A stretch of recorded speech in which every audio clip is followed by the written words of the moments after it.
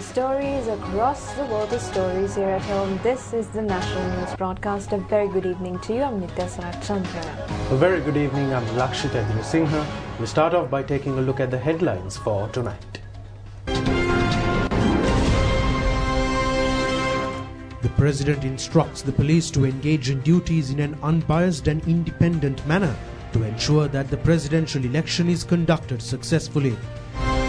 Minister Sajith Premadasa says a special program to build the country upon building the village with the participation of the people will be implemented. Postal voting of the LPT Pradeshia Sabha elections took place today. 4 elephants die in the Hiriwadunna Habarana Reserve. Now in your top story this evening, a special cabinet meeting was held at the Presidential Secretariat under the patronage of President Maithripala Sirisena this evening. The purpose of the meeting was reportedly to discuss the present situation in the country. State Minister Ashoka Besinga says the ongoing train strike was also discussed. State Minister Ashoka Besinga stated the reason for the special cabinet meeting was the current situation in the country. The President instructed for a cabinet subcommittee to be appointed and for those engaged in the strike to be summoned before the cabinet subcommittee for their issues to be discussed. The minister explained thereby this Monday the issue will be discussed. The minister further stated the President instructed to appoint subcommittees under each subject ministry to discuss with all parties who are striking, including the railways and the teachers. Meanwhile, a meeting of the Sri Lanka Freedom Party parliamentary group is to be held at the President's official residence tonight. Now, the final report of the Presidential Commission appointed to inquire into alleged fraud and corruption at state institutions was handed over to President Maithripala Sirisena at the President's official residence yesterday. This commission was appointed on the 17th of January to inquire into fraud and corruption alleged to have taken place at state institutions during the period from 15th January 2015 to 31st December 2018. The commission was headed by retired Supreme Court Justice Upali Abeyratna.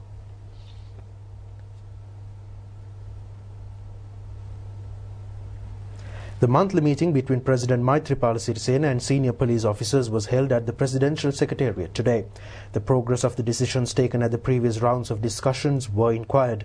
The President requested of the senior police officers through engaging their duties independently and impartially so that no allegations can arise and render their fullest support to successfully conduct the presidential election.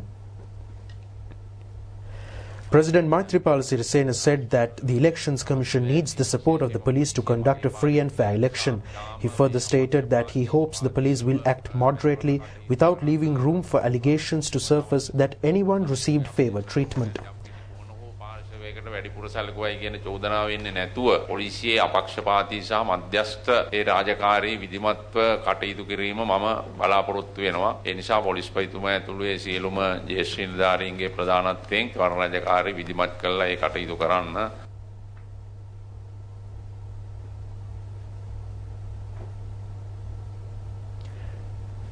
The government of China has donated to Sri Lanka ultra-modern equipment and surveillance devices to identify drugs and explosives.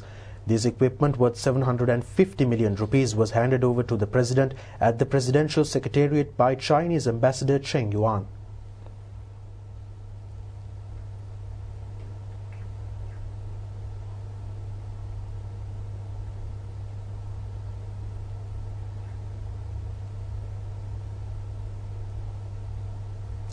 Meanwhile, the annual prize giving of Gurukula College Kelaniya was held under the patronage of President Maithripala Sirisena. The President presented students with awards and certificates for their achievements during the previous year. The President also joined in an exhibition organized to display the creative works of the students. Now, the unveiling of the newly completed Reclining Buddha statue and a number of Buddha statues at the Valukarama Vihari in Kapiti took place under the patronage of Prime Minister Ranil Wickremesinghe this evening. The event was chaired by the Mahanaika of the Kote Sri Kalyani Samagri Dharma Mahasangha Sabha, Most Venerable Ithapane Dhammalankara Thera. The Prime Minister and his retinue engaged in religious observances, and the reclining Buddha statue and the plaque was unveiled by the Premier amidst the blessings of the Mahasangha.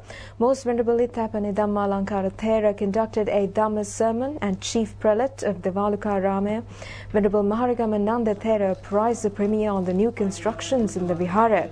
The Grand Asala Perahara of the Vihara will parade the streets tonight. The Mahasangha ministers Ruwan Vijayawardena and Daya Gamage and members of the Dayaka Sabha were in attendance.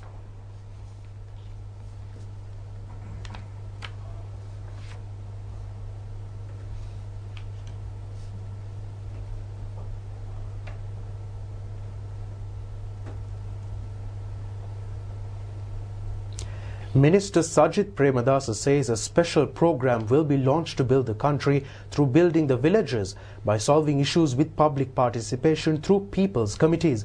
The minister expressed these views participating at a ceremony held in the Kaluthara area. The Kaluthara District Community Representatives Forum was held at the Kaluthara Urban Council grounds under the patronage of Minister Sajith Premadasa recently. A number of guests, including political representatives, were present at the event.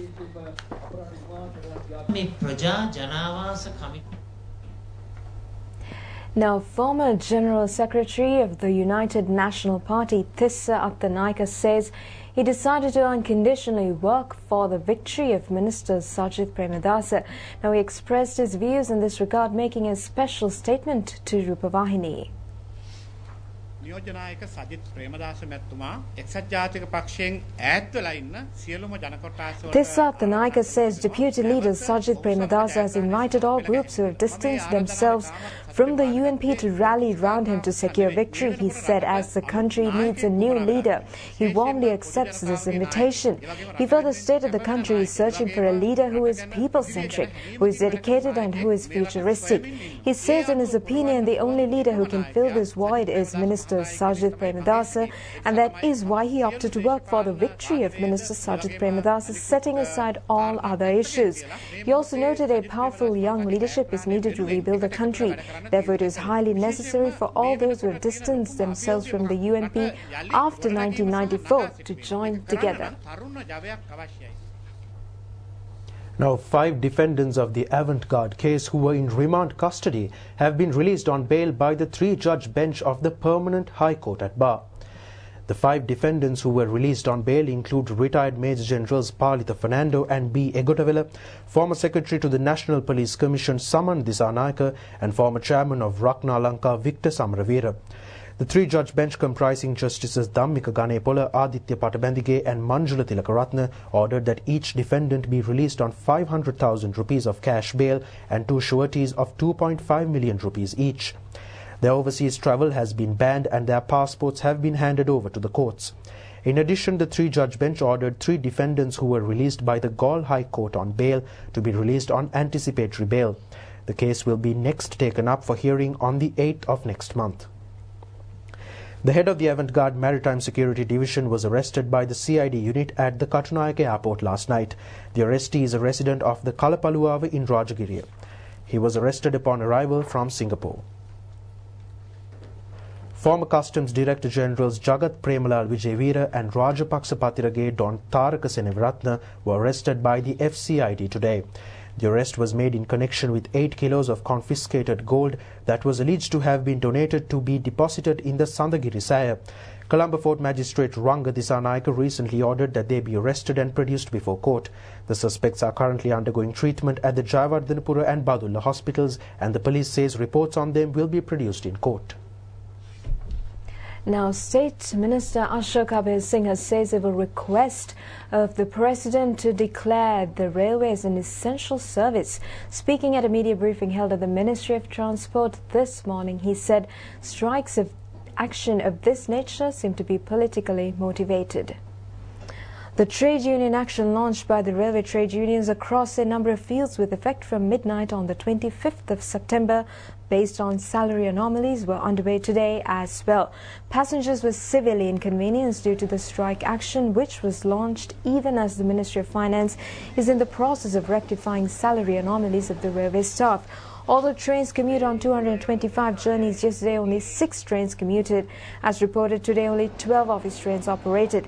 State Minister Ashoka Besinga says although he requested for verbal or written intimation on the strike yesterday, no such notification was received. The Bandaranaike commemoration ceremony was held at the BMICH today. The event was organized by the Western Provincial Council and the Western Province Governor's Office. This commemoration was organized to mark the 60th year of remembrance of late Prime Minister SWRD Bandaranaike, the 19th year of remembrance of late Prime Minister Sirimao Bandaranaike, and the 11th year of remembrance of late Speaker Anura Bandaranaike. Floral tributes were paid to their photographs. General Secretary of the SLFP Parliamentarian Dayasiri Jayasekara and a number of MPs were present.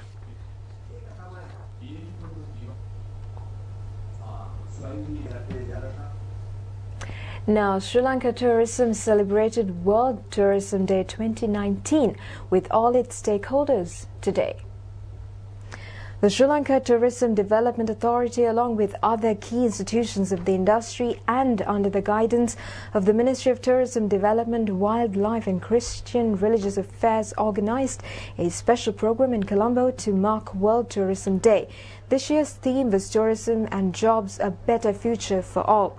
The official ceremony was held at the Arcade Independence Square, Colombo 7, under the patronage of Minister John Amaratunga.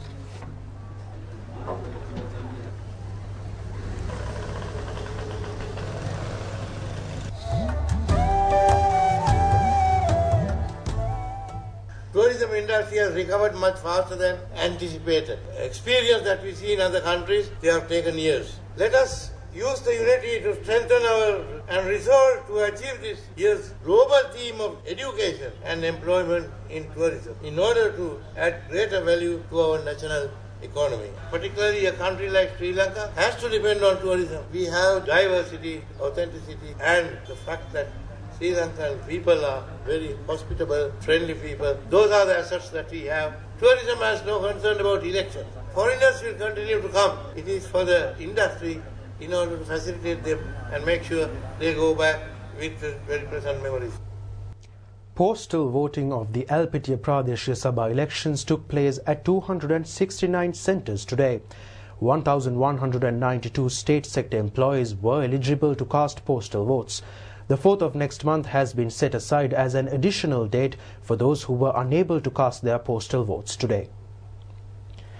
The Elections Commission states postal votes can be cast at the District Elections Office at the administrative district in which the voter's place of work is located. On the 4th of next month, postal voting will take place from 8:30 am to 4:15 pm. Chairman of the Elections Commission Mahinda Deshapriya has instructed for unused ballot packets to be returned to the relevant district election offices tomorrow. The total number of registered voters for the Alpitiya Pradeshya Sabha elections is 53,384. The Alpitiya Pradeshya Sabha elections will be held on the 11th of next month, at which 28 councillors will be elected. Now, meanwhile, 4 elephants in the reserve around the Habarana Hiriwadunna tank have reportedly died unexpectedly. The Wildlife Veterinary Unit states an investigation is underway into the sudden deaths. When residents in the area came across the corpses of these elephants that wandered in the Minneria National Wildlife Park, they alerted the Sigiriya Wildlife Office. All 4 deceased elephants are females. A team of vets from the Giritale Wildlife Veterinary Hospital is conducting the post-mortem to uncover the cause of the deaths.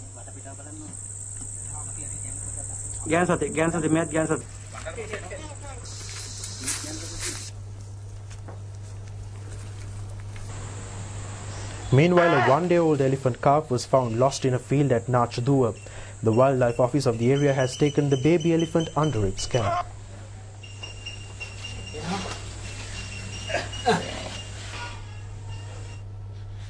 Now, the Sri Lanka Railways have initiated a campaign to create a more friendly and violent-free society for children recently. The campaign, titled As Love Instead of Violence, has been implemented as a joint collaboration with World Vision Sri Lanka. The campaign aims to create awareness among the adults and parents to prevent all forms of violence against children. The campaign has been initiated in line with the national program to end all forms of violence against children by 2030. A joint sticker campaign was implemented targeting prominent railway stations in the country and train compartments with special messages to create awareness among the public.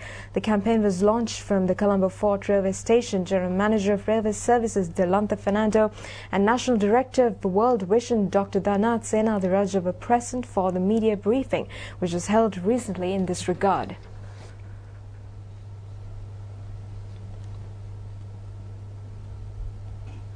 We believe that it is possible to bring violence against children to a zero level so that every child experiences love, care and nurturing as they grow up. Because this is the way we are going to build a better country. This is the way we are going to touch the lives of every citizen of this country. With the help of the Sri Lanka Railways, that this will be a springboard for some greater collaboration in the days to come. In Lanka, the Public Utilities Commission of Sri Lanka successfully held Energy Forum 2019 at the Ramada, Colombo yesterday. The theme of the forum was Policy Dialogue on the Importance of an Efficient Energy Sector for Economic and Investment Growth in Sri Lanka. Sri Lanka has forecast 4.5% annual increase in the demand for electricity over the next 20 years. Therefore, capacity needs to be increased up to 10,854 megawatts. The panel of the Energy Forum was chaired by former Director General of the Petroleum Resource Development Secretariat Salia Wickramasuriya and included Professor Rohan Governments come and governments go, and Professor but it takes Sirimal time Abeyratne. for infrastructure to be planned, deployed and used. So in that kind of perspective, it is important that when we do these heavy sunk cost investments that stretch over long periods of time, that we should have good policies that have been widely consulted and are coherent and are implementable, which are based on a realistic understanding of what happened before, what happened with the policy that we had in the past, and what are the chances that the new policy will be better and more implementable than the one that we had earlier. If we look at the problems of our sector, which are affecting our industrialization, our daily household expenses, reliability, equipment being affected by various outages and things of that nature, the top one that would come, at least from the analyst perspective, is that we have not taken timely decisions on low-cost baseload power that's needed to give stability to the system. Now, we can have all kinds of arguments about the source of the fuel and so on, but the problem of low-cost baseload power, for most people who know the sector, is critical. As a public policy analyst, what we see throughout the world is that there are very powerful interests that have what we call veto power. There are powerful interests in society who have economic stakes, and I'm not even saying this is a bad thing, this is the way the world is. They can stop certain things from happening.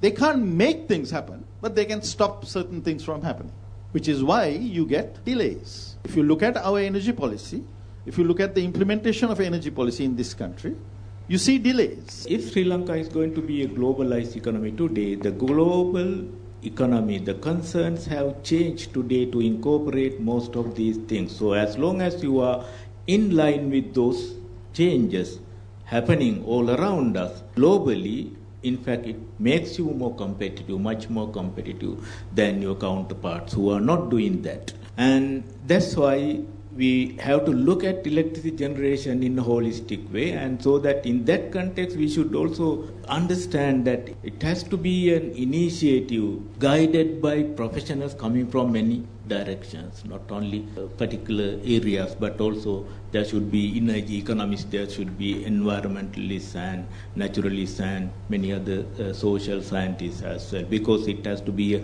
holistic approach to electricity generation. I'm sure that the electricity demand growth has slowed down in the recent past because our economic growth has also slowed down in the recent past. So I believe that if Sri Lanka is going to grow at 8%, 10% rate, I believe it is going to happen within the next 10, 20 years. And if it is the case, our electricity generation should be in line with that, and it should be in line with other competitive requirements in the world. Now, the launch of the official website of the Junior Bar of the Bar Association of Sri Lanka and the announcement of the Junior National Law Conference took place at the main auditorium of the bar at Mihindu Mawatha Hofstop yesterday. Over half of the membership of the Bar Association of Sri Lanka consists of the Junior Bar, which represents lawyers who are less than 10 years in practice. The Junior Bar annually organizes the Junior National Law Conference with the objective of creating a platform for junior lawyers in the country to interact with each other and share knowledge. President of the BASL President's Council, Kalinga Indathessa, addressed the event.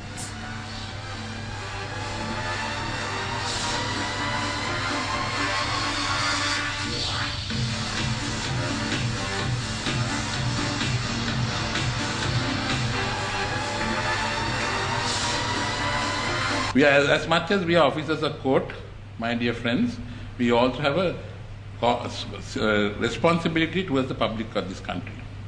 Now, most of the problems that we foresee or that we experience in the legal profession would be curtailed if the public is educated.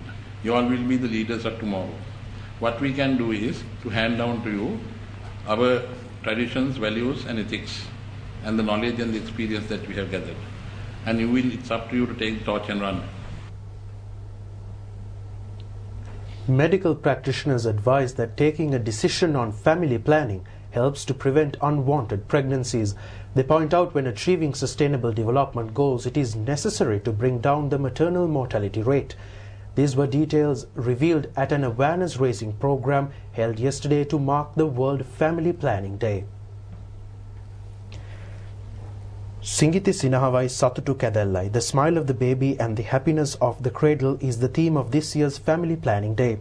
Since the mother and the child are prone to risks during pregnancy, it is necessary for childbirths to be well planned. Thereby, it is necessary to have a proper gap between each childbirth, as it has a serious impact on the health of the mother, the child and the other children in the family.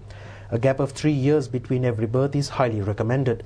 When a proper gap is not maintained, premature births, stillbirths and underweight births can be experienced. This is a leading factor to illegal abortions. Now, the third Brazilian film festival commenced at the BMICH yesterday. The film festival, organized by the Brazilian Embassy, will be underway until the 29th of this month. The first day of the film festival, which was yesterday, was set aside for the invitees and a group of special invitees, including Acting Ambassador of Brazil, Winston Alexander Silva, who joined in the event. The films Life is a Breath of Air and Offside were screened yesterday. Films will be screened at 3:30 p.m. and 6 p.m. on the exhibition days. The films Look at That and The Enemy Within were screened today, whilst films If I Were You Part 2 and Olga will be screened tomorrow. On the final day of the festival, films Monica's Gang and Adventure Through Time and Central Station will be screened.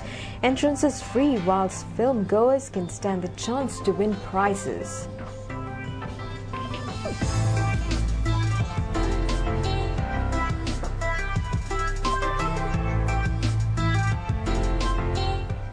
If you are interested in Brazilian movies, you cannot miss that we are going to have in the coming days. So the Brazilian Film Festival is going to be up to next coming Sunday, 29 of October, and we have ahead 6 movies with different styles, including comedy, including drama, action, and even a cartoon for kids. If you have kids and are interested in Brazilian cartoons, come on Sunday evening, because Turma da Mônica will strike back. Monica's Gang.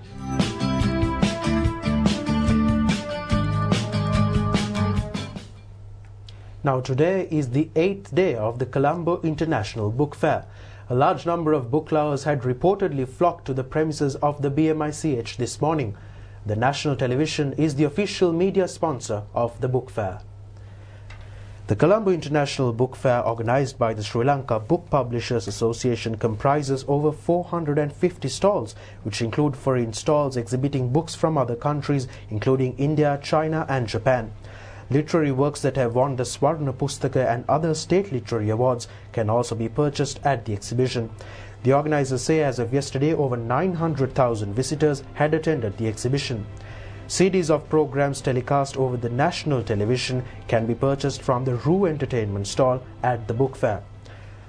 A book is being unveiled every hour. The book, authored by Pushpajit Niroshana Jayasinghe on a multi-subject approach to rock art through the Sangaman Kanda cave paintings, was unveiled today. The Colombo Book Fair ends on the 29th of this month. Now in your stock update this evening, the All Shares Price Index closed at 5,771.69 points, decreased by minus 1.07 points. And the S&P SL20 Index closed at 2,764.01 points, also increased by 9.10 points at the end of trading in the Colombo Stock Exchange day. Turnover was over 417 million rupees.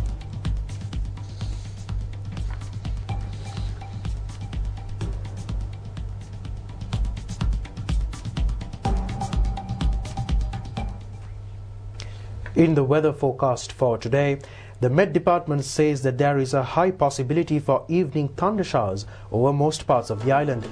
Showers will occur at times in Uva and eastern provinces and in Hambantota district. Showers or thunder showers will occur elsewhere in the evening or night. Fairly heavy falls, about 100 millimeters, are likely at some places in southern and eastern provinces and in Ratnapura and Kaluthara districts. Fairly heavy falls, about 75 millimeter, are likely at some places in central and Uva provinces and in Gampaha, Colombo and Kegaul districts.